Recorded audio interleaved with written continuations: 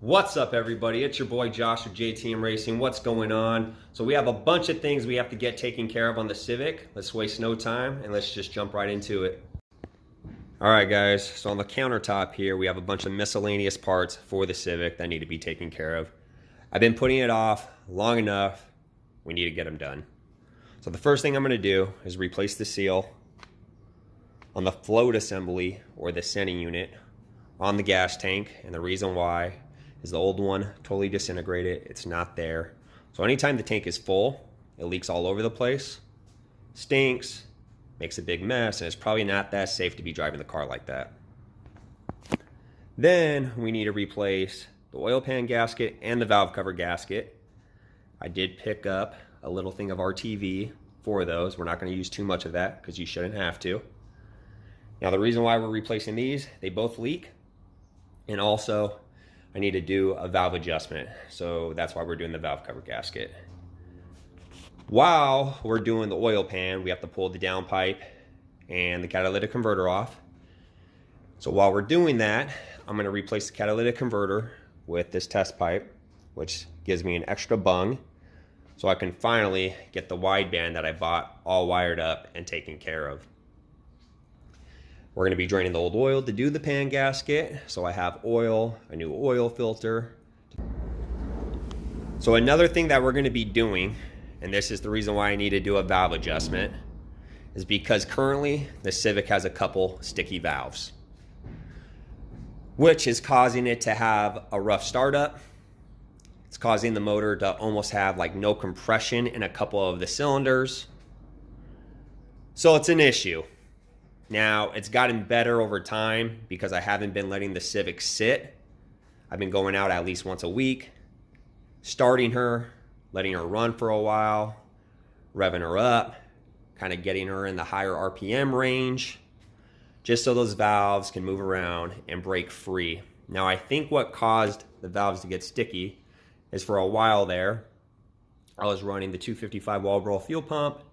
I was running the RDX injectors and it wasn't tuned, so it was dumping a lot more fuel than it needed to, and it probably gummed up, and also it was sitting a lot, so it had old fuel in it, and that probably also caused it to gum up all over the valves. I don't doubt it, causing them to stick. So since I have been running her more often, it has gotten better. Every once in a while I still have an issue getting her fired up, but what we're going to be doing is we're actually going to be using seafoam. So I did get a can of seafoam for the gas tank and to put a little bit in the oil before we do this oil change. And then I also bought a can specifically for the intake manifold. Not too sure how we're going to spray that in, probably through the throttle body or through some type of vacuum port. Now that's what I got for the Civic. The test pipe does come with all new hardware, gaskets. What else am I missing? Oh yeah, I got new corners for the Civic. These are like a black housing, clear corner. I used to have amber ones. One fell off, got destroyed, so I only had one. So I thought, I need a couple more. These are just eBay specials. I think I got them off eBay. Might have got them off Amazon, but they were cheap. They were like 30 bucks, but they look pretty legit. Obviously, they look way better out of the wrapper. But yeah, that's what we got going on. So I guess let's start wrenching.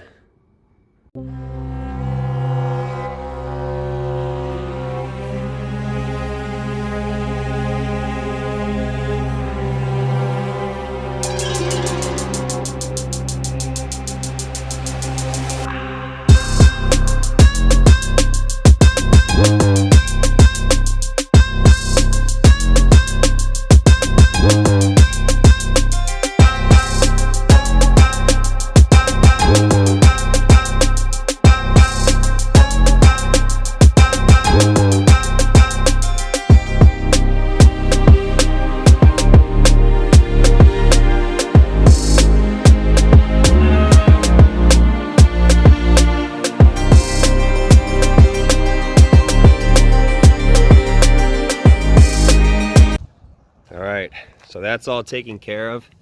Pretty straightforward, everything's snug. Got that new gasket in there, that new lock ring. So I shouldn't be having any leaks coming from the fuel tank anymore. Good shit. All right, so next we're gonna add some of this high mileage seafoam to the crankcase. Now on the instructions, it says you wanna use 1 ounce of the seafoam per quart of oil. And then if you're treating your fuel tank, which you can use this same can, you use 1 to 2 ounces per gallon of gas, depending on how good you want to clean your fuel system. So what I'm going to do is I'm going to use 5 ounces of this in the crankcase, and then the remaining that's left in this can, when I go to fill this thing up with gas, I'm going to dump the rest of it in.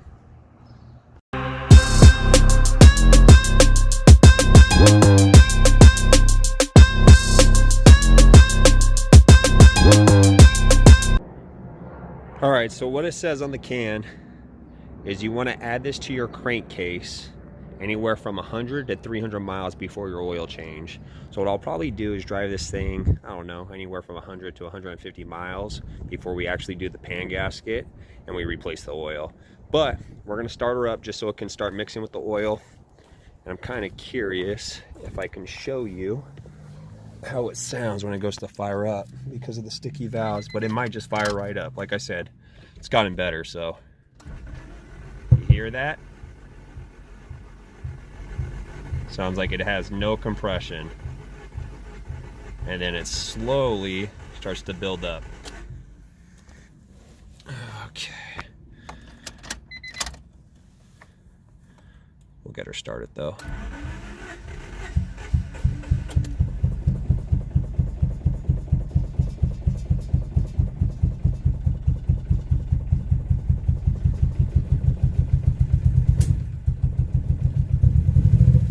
Come alive, just give her a second.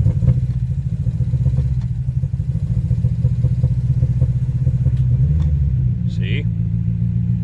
Sticky valves. Now she's idling just fine. So I'm hoping this seafoam, not so much the seafoam that I put in the crankcase, I'm hoping that frees up some of the stuff. But I'm really hoping the seafoam that I add to the fuel tank and the seafoam that I'm going to be spraying in the intake manifold or through the throttle body or through some type of intake vacuum line helps clear up and clean up the actual valve train. I'm not too sure how that's going to work. We'll just have to see. I've used seafoam in the past and it works great. There are better products out there, but there are products out there that kind of are overkill. So we're just gonna have to see how it works out. Listen to her purr.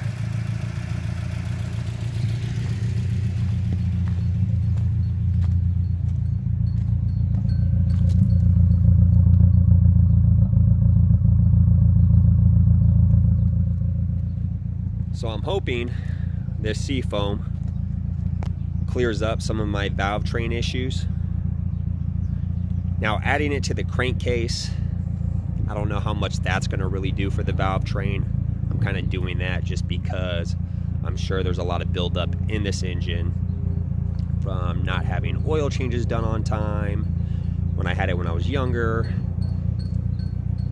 just build up and build up over miles and miles and years and wear and tear on this motor. Now, I don't know if freeing it up is really a good idea, but it's too late. We already added the seafoam to it. But what I am hoping is the seafoam that I add to the fuel tank and the seafoam that I spray in through the throttle body or the intake manifold clears up my valve train issues. That should clean all the valves. There are products out there that are stronger than seafoam and they clean better, but I've also heard that they clean so well that you can get chunks of debris in the engine where it's not supposed to be, and it can cause you some more engine issues. That's why I stayed with good old seafoam. Seafoam's been around for years. I've used it before and it works wonders. So that's where we're at right now. Like I said, the next thing we will be doing is filling her up, adding the rest of that can to the fuel tank. She actually seems like she might be idling a little different, so putting it in the crankcase might help a little bit. I don't know how much it's going to really do for the valve train, but I know the inside of this engine is very dirty and nasty. And I guess you will be getting some of that seafoam additive in the head itself on the outside. So yeah, I mean, it could definitely help with the valve train.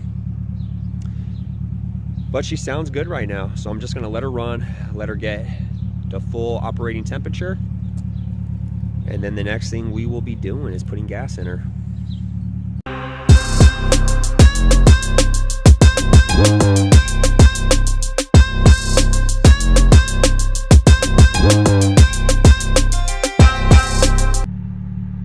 All right, guys, so far so good. So I went to the gas station, put the rest of that can of seafoam in the fuel tank. I topped her off, so now we have a full tank of gas. We have no leaks, no odor coming from the fuel tank at all, which is awesome. So I don't have to worry about getting a damn headache every time I drive this thing. And she is running super solid right now. She is idling a little lower, which would make sense if you had sticky valves and they were stuck open, which is the issue we are having with this thing. So I think it is getting a little bit better. I did drive it to the gym, worked out for a couple hours, came back out, fired her right up, no compression issues at all, which is awesome, and she's running like a top at the moment. Now, we'll just have to see over time if she gets better and better. Now don't forget, we still have to spray the other can of seafoam through the intake manifold or through the throttle body, one or the other. And yeah, she should be running pretty solid. The one thing that is bothering the shit out of me though is she definitely needs a valve adjustment. Those valves are making so much noise, ticking, clacking. We need to adjust these valves ASAP. She'll run a lot better, she'll sound a lot smoother, and I can't wait to do that. And then we can paint the valve cover, slap that bad boy on as well. But that's where we're at right now, guys.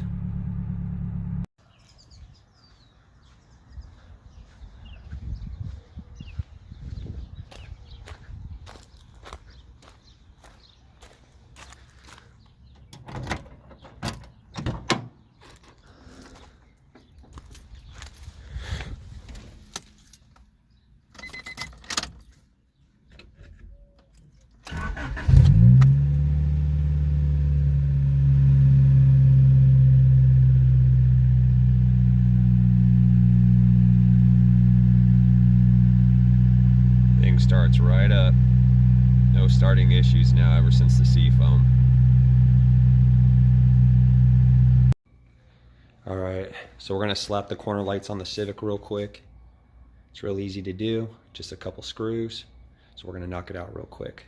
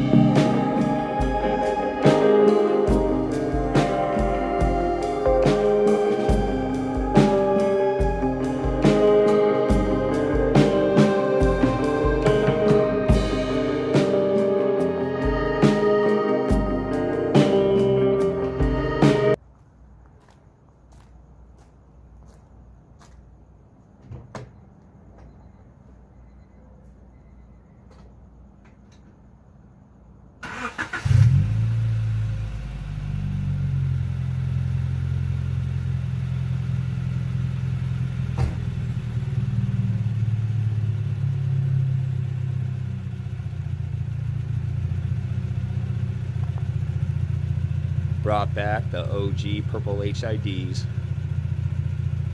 So I had these in the Civic a long ass time ago.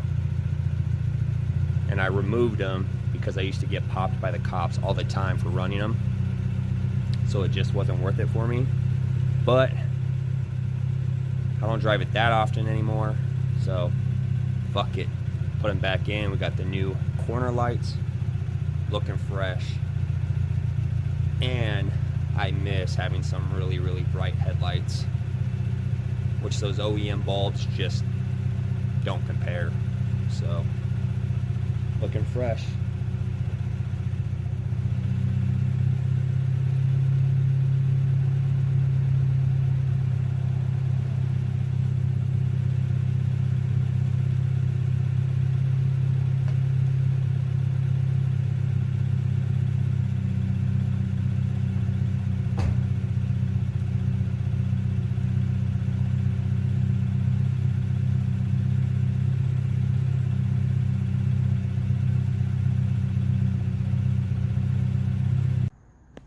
All right, guys, so don't you worry. We're still gonna get most of this done to the Civic in this video. The only thing we might not get done is the valve cover gasket, and the reason why is because we have to do a valve adjustment. I might save that for another video, but the rest of this is getting done in this video. Now, what I have been doing is been putting miles on the Civic since we added seafoam to the crankcase. Now, I've put about 100 miles on the car since then, but I wanna get closer to probably 200-300 miles. So that seafoam can really work its magic. So be patient with me. This is still all getting knocked out in this video.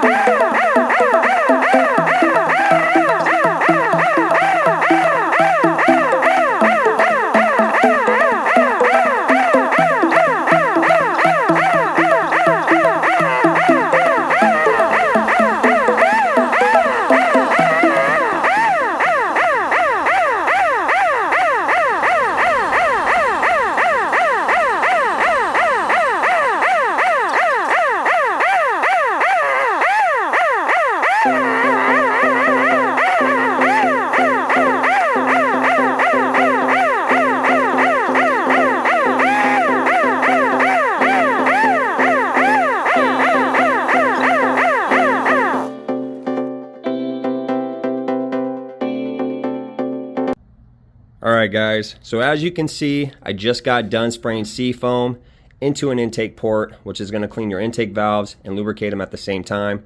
Now I have the car off, hot soaking for about 10 minutes. We reattached our vacuum line. Once the 10 minutes is up, we're going to start the car. We're going to drive her around for about 10 minutes. That's what it says to do on the seafoam can. So we're going to listen to the directions and do that. But yeah, we'll come back as soon as we have her fired up.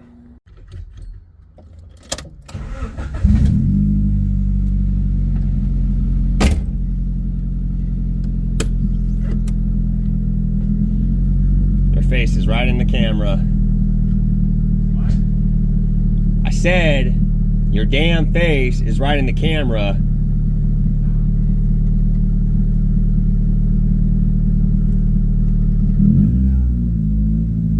Dude is high as shit.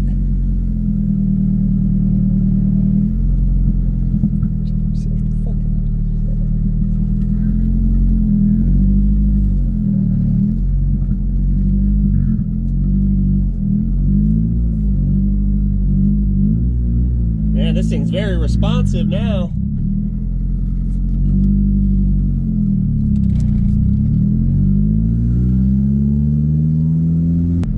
This damn camera keeps trying to focus.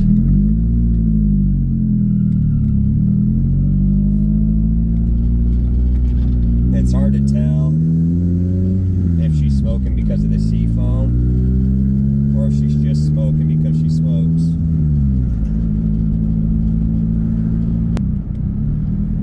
If this video quality is shitty, I'm sorry. But got.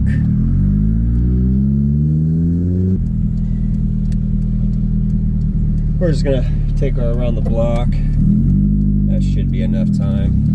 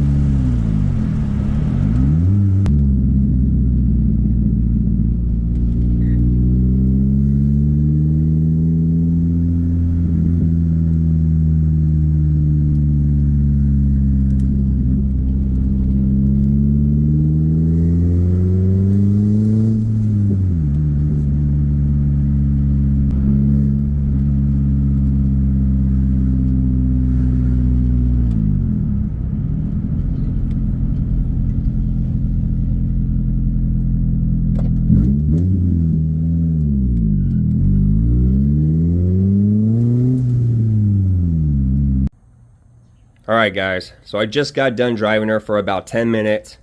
She ran perfectly fine. She was smoking a little bit. I'm not too sure if it's from the seafoam additive, just because she smokes in general. She's a smoker. This motor is pretty tired. It's definitely due for some piston rings. So the car just smokes every time I drive her. But for now, I'm sure the intake valves are a lot cleaner. They're probably working better, and that's all I care about. Now, there are a couple things I want to knock out right now. I do want to remove the boost controller just because it's not needed. And then there's also this 90-degree elbow on the intercooler piping. A long time ago, I installed it and I had to trim it, and I used a handsaw. So it looks like shit under the boot. And what I want to do is pull it out and make that cut cleaner with a chop saw. So I'm also going to do that while we're at it. And that's why she is on the ramps. But let's get that boost controller off first.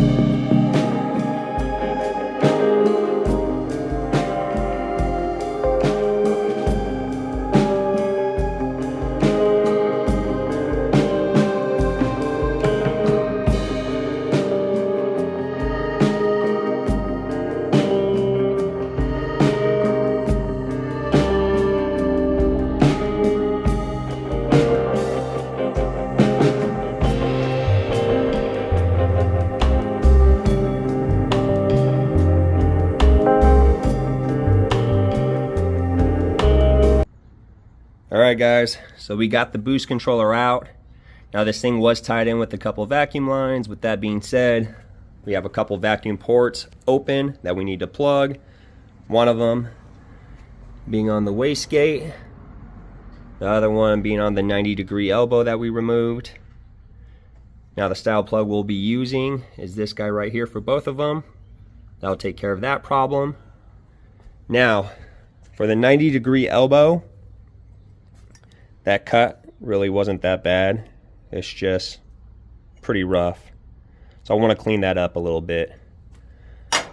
So what I'm going to do is I'm going to take it over to my chop saw and just hold this rough edge against the side of the blade, just so I can get it a lot more even and smoother than this, just so it doesn't have any sharp edges.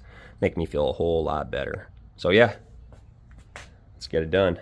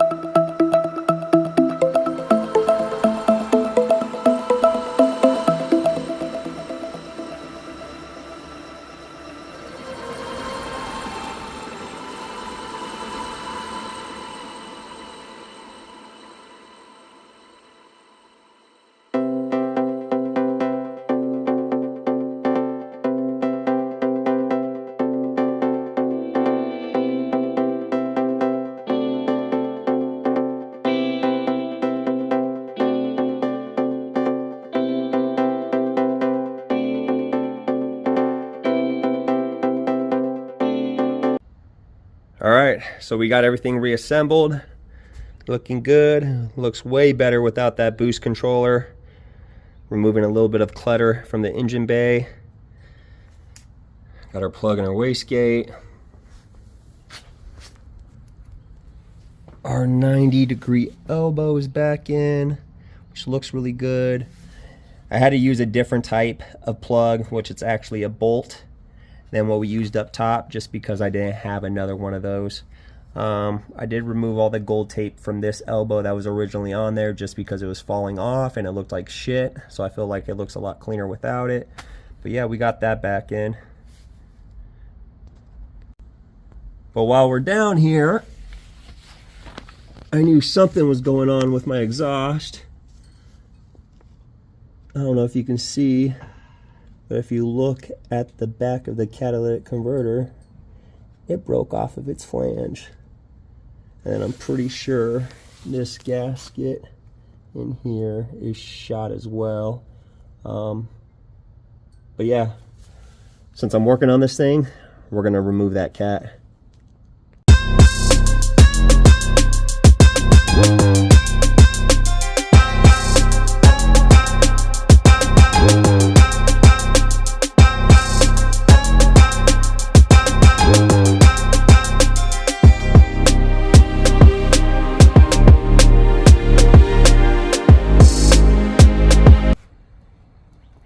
So we got the cat out, and the flange that broke off of it that was still stuck to the exhaust. So pretty much what happened is this cat used to have this little lip here, and over time it just sheared off and left the cat hanging.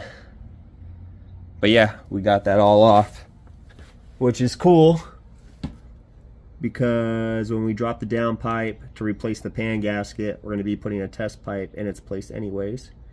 So I'm going to do one more thing today, which it's not a big deal, but I have this BWR VTEC solenoid beauty cap. I used to have this on the car and it fell off just because of the type of adhesive I used, which I think I'm going to put it back on with some Gorilla Super Glue, and that should hold it for a while. So yeah, let's do that.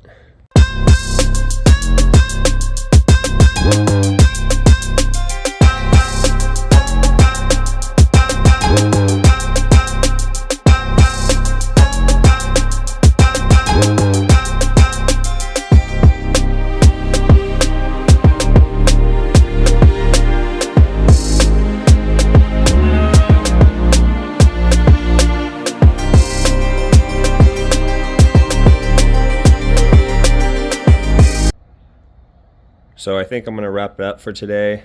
We got a bunch of little miscellaneous things done, but I am going to take her around the block real quick since we have no cat on this thing. Get some cool turbo noises.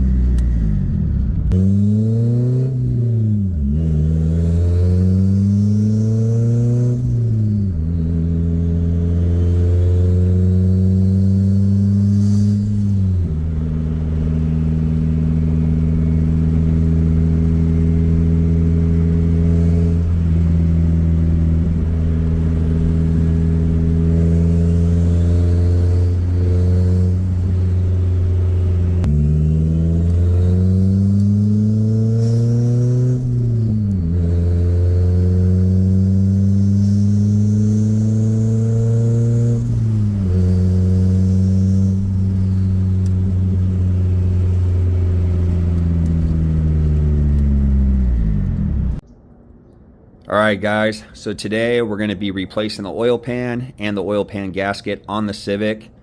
Originally, the plan was just to replace the oil pan gasket, but I did end up coming across an oil pan that's actually in way better shape than the oil pan that's currently on the Civic, so we're going to be swapping that out as well.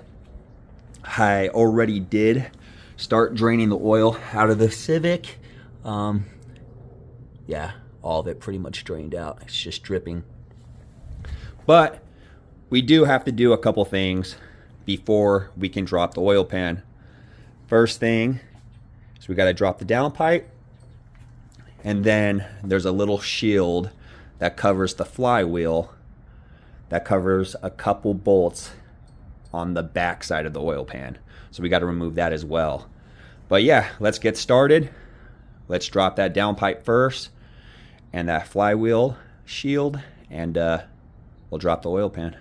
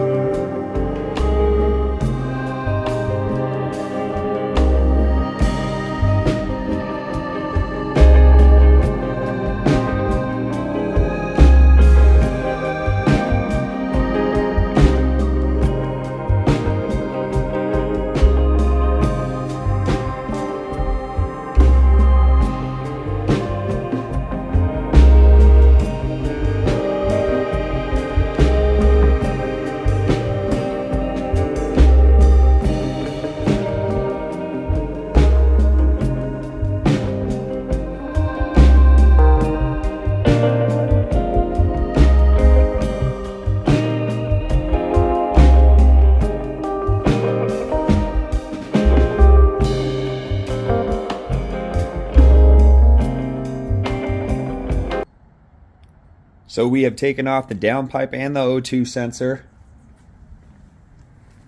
We have removed the flywheel shield. And we have taken off the oil pan. Now the reason why we are going to replace the oil pan is because this oil pan has a big ass dent on the very bottom of it. And I don't know if this oil pan is warped because of it. Another reason why is originally for the turbo oil drain line, I did this bolt-on barb style fitting, which I'm not a fan of. I feel like it's kind of rigged. The new oil pan that we're going to be putting on actually has a welded on AN fitting, which just looks a lot cleaner. So what we're going to do now is we're going to get everything clean and prepped. I will show you the new oil pan before we install it. And yeah, we're just going to go from there. Alright guys, so I got the oil pan mating surface all cleaned up and smooth. Went through a couple cans of brake cleaner, kind of just saturated everything. But this area is all prepped and ready to go for the new oil pan.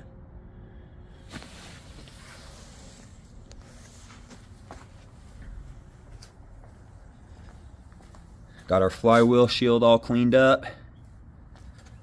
I have all of the hardware soaking in mineral spirits, just so that's all cleaned and there's no gunk in any of the threads. But yeah, we're pretty much ready to go. Let's get this new oil pan on. So here's our new oil pan and gasket. I did repaint the oil pan.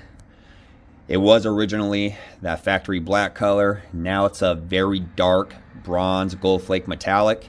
It's hard to tell right now because it's overcast, but in direct sunlight, it's a really badass color. There's our welded on AN fitting. Now this pan is not perfect. It has a few dents, but it's in a lot better shape than the other oil pan. So with that being said, let's get this thing all reassembled.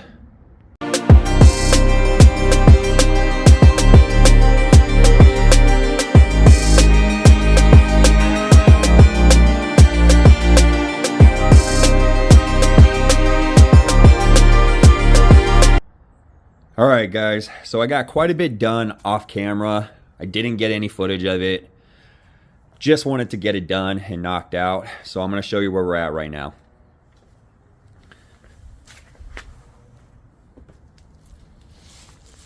So we got our new oil pan installed.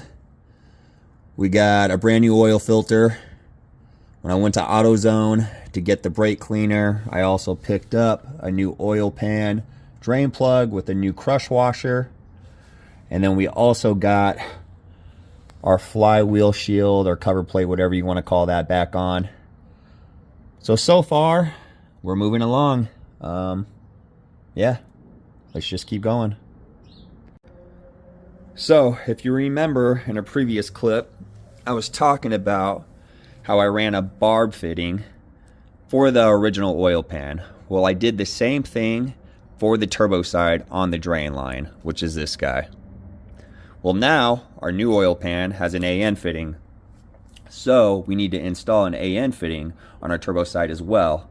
So it looks the same, it looks clean, and it's done right. So I did buy a brand new turbo drain line kit, which comes with new line, all kinds of different angles we can run, an AN fitting for our turbo side, a couple new bolts with lock washers. So that's what's next. We're going to install this. Let's get it done.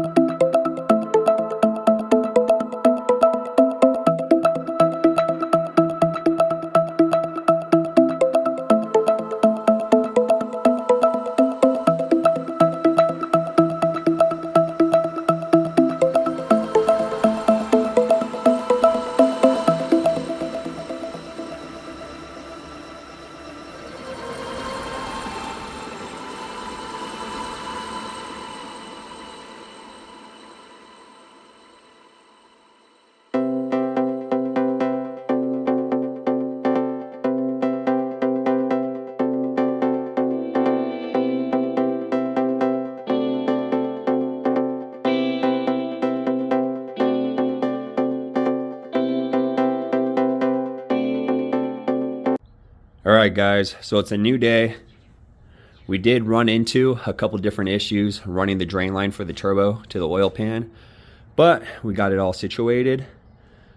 Let's take a look at the new drain line.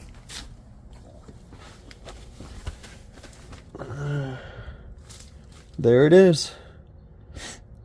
So it looks 100 times better than the original one I had on here.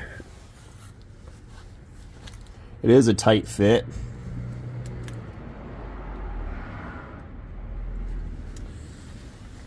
But it does clear everything, so looks really good. I'm pretty happy with it. So yeah, that's our turbo return line. So now what we have left is I need to fill up the engine with oil. We need to reinstall our downpipe. And then we might end up doing a couple other things. But for now, let's get some oil in this motor so we can start her back up.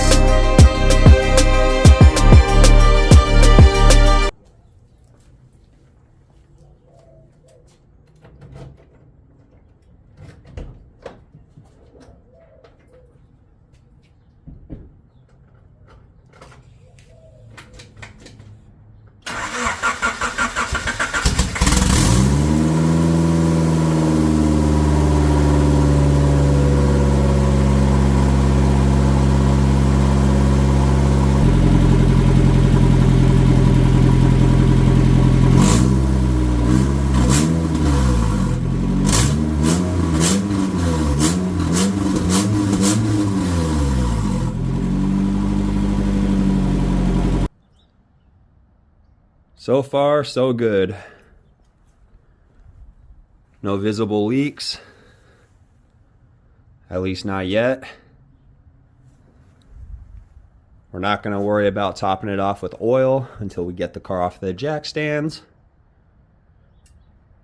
Next, we need to reinstall the downpipe. Let's get it knocked out.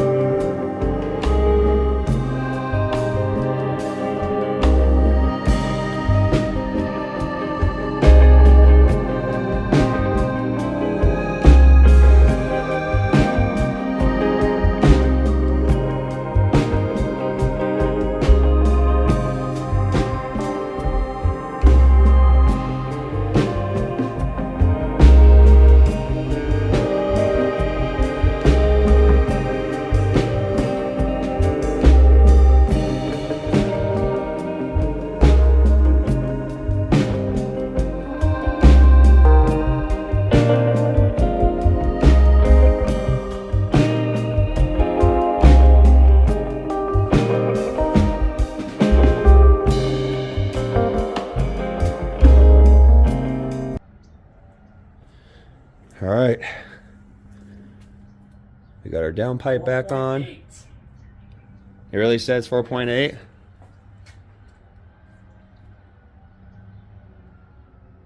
You're full of shit. I don't know if I believe you. That's the D15B VTEC. The other ones say fucking 4. Huh. Those are both. Huh. Just check. That's ironic.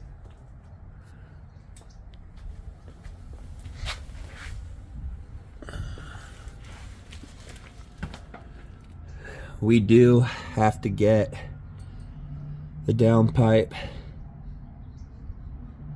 cut and re-welded because it just hangs down way too low.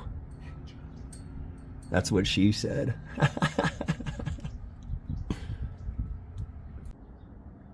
All right, next, what we're gonna do